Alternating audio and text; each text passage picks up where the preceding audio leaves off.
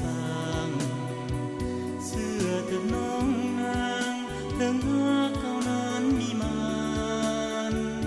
ผลบุญเฮาสร้างร่วมกันอยู่บนวิมานจะเป็นพยานถึงหากเขาบ่สมหวังโอโยชีวีน้ำตาสองเฮาหลั่งลิ้นย้อนมีมนต์ทินเหลือไว้ให้เป็นน้อยดังเพราะอายคนเดียวที่ทำให้น้องผิดหวังจำต้องหลีกทางแต่ยังหักน้องเสมอ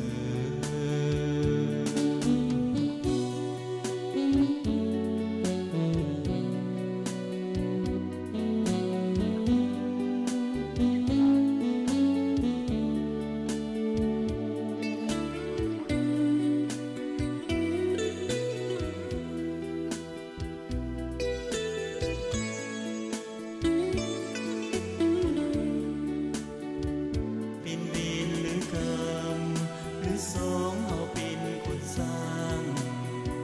เสื้อแต่น้องนางถึงหากเขานั้นมีมานผลบุญเฮาสร้างร่วมกันอยู่บนวิมานจะเป็นพยานถึงหากเขาบ่สมหวังโอโยชีวีน้ำตาสองเฮาหลั่งลิ้นย้อนมีมนต์ทินเหลือไว้ให้เป็นหอยดังเพราะอายคนเดียวที่ทำให้น้องผิดหวังจำต้องหลีกทางแต่ยัง